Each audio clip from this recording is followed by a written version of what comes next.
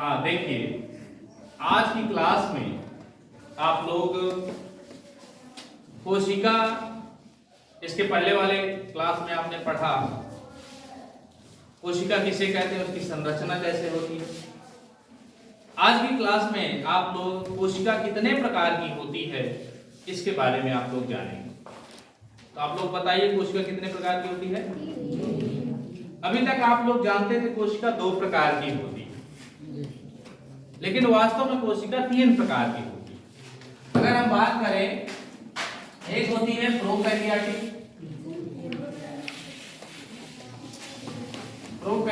Cell, दूसरी होती है मीजोकैरियोटिक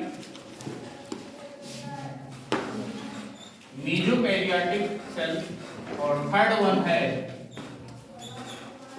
यूकैरियोटिक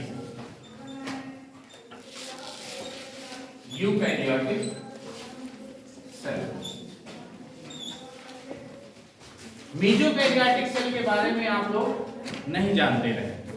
अब बात करते हैं तीनों कोशिकाओं के बारे में। आप लोग जान लीजिए, कोशिका की संरचना के बारे में आप लोगों ने पढ़ लिया है। उसके अंदर, कोशिका के अंदर क्या क्या चीजें पाई जाती हैं, क्या क्या कोशिकांग पाए जाते हैं, इसके बारे में आप लोग जान लीजिए। बात मेरी समझ में आ रही है। अब यहाँ पर पहले समझ लीजिए सारी चीजें कि प्रोकैरियोटिक कोशिका किसे कहते हैं। प्रोकैरियोटिक कोशिका ऐसी कोशिका होती है जिसमें ना तो केंद्रक पाया जाता है और ना ही कोई साधारणतया कोई कोशिकांग पाया जाता है। राइबोसोम वगैरह को छोड़ करके कोई भी विकसित कोशिकांग नहीं पाया जाता, ना ही इसमें कोई केंद्रक झिल्ली होती है। केंद्रक झिल्ली नहीं होने की वजह से ये इसका केंद्रक विकसित नहीं होता। कहने का तात्पर्य यह है कि प्रोकैरियोटिक कोशिका एक प्रारंभिक कोशिका होती है और इस कोशिका का केंद्रक विकसित नहीं होता। जितने भी कोशिकांग अन्य होते हैं, अन्य कोशिकांग से तात्पर्य जैसे माइटोकॉन्ड्रिया है, गोल्गी बॉडी है, एंडोप्लाज्मिक रेटिकुलम है या प्लास्टिड है, ये सब इसमें विकसित नहीं होते। ऐसी कोशिकाओं को हम प्रोकैरियोटिक कोशिका के नाम से या प्रोकैरियोटिक सेल के नाम से जानते हैं। इतनी बात समझ में आई? किसी कोई प्रॉब्लम? उदाहरण के तौर पे अगर देखें तो जैसे बैक्टीरिया हो गया, ब्लू ग्रीन एल्गी हो गई, अर्थात जीवाणु हो गया, और नील हरित शैवाल इसके उदाहरण हैं जिनमें की प्रोकैरियोटिक कोशिका के अंतर्गत आते हैं, अर्थात प्रोकैरियोटिक कोशिका इनमें पाई जाती है। जीवाणु है और ब्लू ग्रीन एल्गी, नील हरित शैवाल, जो कि प्रोकैरियोटिक कोशिका का उदाहरण है। इतनी बात समझ में आई? दूसरा जो होता है मीजोकैरियोटिक कोशिका जो होती है। मीजोकैरियोटिक कोशिका ऐसी कोशिका होती है जिसकी केंद्रक कला तो पाई जाती है, केंद्रक झिल्ली तो पाई जाती है, न्यूक्लियर मेम्ब्रेन तो पाई जाती है, लेकिन उसके अंदर जो क्रोमोसोम्स होते हैं, गुणसूत्र होते हैं, और इसके अतिरिक्त क्रोमैटिन जो थ्रेड बनते हैं, वो सब उसके अंदर नहीं पाए जाते। शेष उसके कोशिकांग भी साधारणतया नहीं पाए जाते।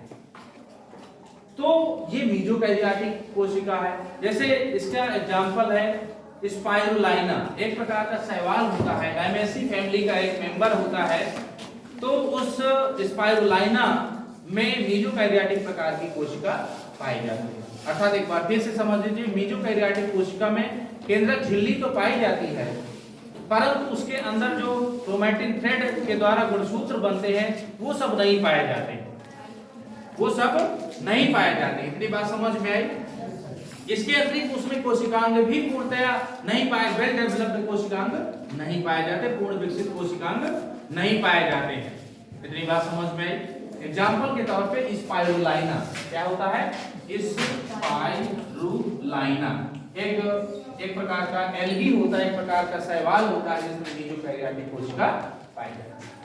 तीसरा होता है यूकैरियोटिक कोशिका। यूकैरियोटिक कोशिका ऐसी कोशिकाएं होती हैं जिनमें पूर्ण केंद्रक पूर्ण विकसित होता है और अन्य कोशिकांग जितने भी होते हैं, अन्य कोशिकांग से तात्पर्य है कि माइटोकॉन्ड्रिया है, प्लास्टिड है, एंडोप्लाज्मिक रेटिकुलम है, गोल्गी बॉडी आदि जितने भी कोशिकांग होते हैं वो पूर्ण विकसित होते हैं। अर्थात इसमें केंद्रक भी पूर्ण विकसित होता है और जितने भी कोशिकांग सेल ऑर्गेनेल्स पाए जाते हैं वो भी पूर्णतया विकसित होते हैं। जैसे एग्जाम्पल के तौर पर, उदाहरण के तौर पर, इसमें यूकैरियोटिक के अंतर्गत अगर हम बात करें तो प्लांट और एनिमल दोनों आते हैं, जंतु और पादप दोनों प्रकार के जीवों में ये कोशिकाएं पाई जाती हैं। इनमें से अगर देखा जाए तो कुछ जीव एक कोश की होते हैं, जैसे उदाहरण के तौर पे अमीबा हो गया, पैरामीशियम हो गया, ठीक है, यूग्लिना हो गया, और कुछ शैवाल भी हैं, कुछ फंजाई भी हैं जो कि एक कोशिकी पाए जाते हैं।